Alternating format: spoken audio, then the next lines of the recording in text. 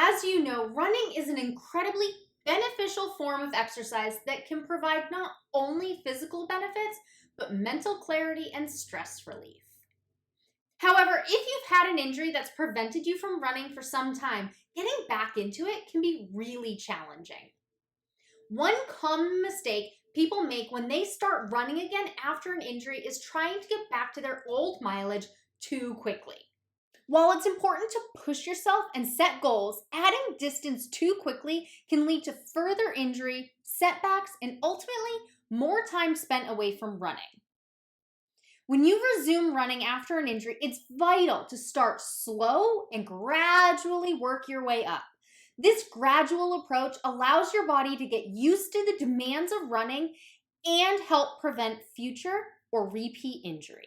See, when you push yourself too hard too quickly, your body doesn't have time to properly adjust. Plus, you may find yourself feeling frustrated and disappointed that you're not able to run as far as you want as soon as you want. So to get back to it quicker, avoid this mistake. A common mistake is adding a mile to your long run each week. And if that's you, it's not your fault. Nobody gives you any guidance. Your doctor tells you, ease back into it, and then no guidance from there. Most of the training plans out there add a mile to the long run every week. And to top it off, a mile used to be easy for you. So it would make sense that adding a mile would be the easy choice right now. Unfortunately, it's not. And adding a mile to your long run each week can keep you in the running injury loop, which is really hard to get out of once you're in it. So what should you do instead? When it comes to building endurance and increasing your long run distance, it's important to follow a plan that's meant for the runner coming back from an injury.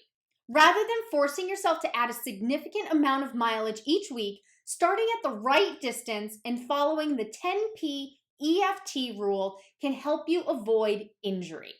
This rule suggests that you only increase your weekly mileage by 10% each week and then every 5th week taper.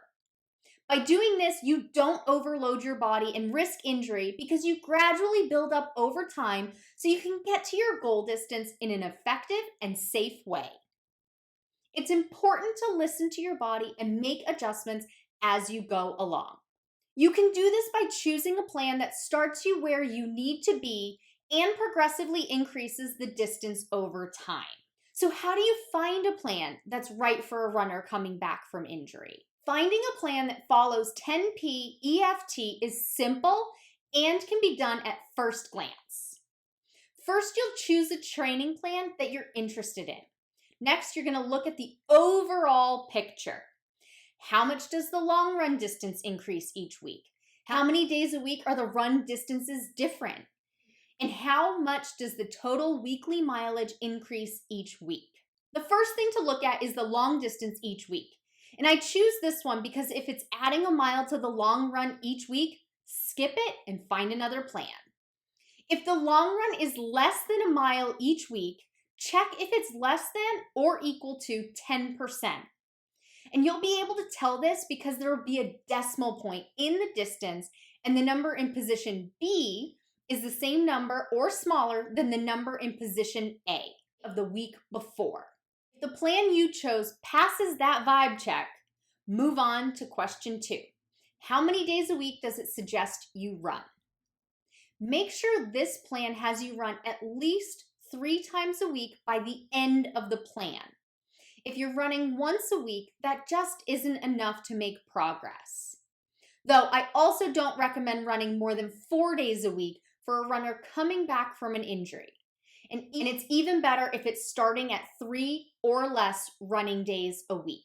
Next, look at how many days a week are the run distances different. For a runner coming back from an injury, the first few weeks, only the long run distance should be different. The other 2 days of running should be the same distance. This distance may vary as you progress through the training plan, but it should never increase in the same week as a long run increase. It's a little more complicated than that, so that's a one-on-one conversation I have with my clients because there are so many variables.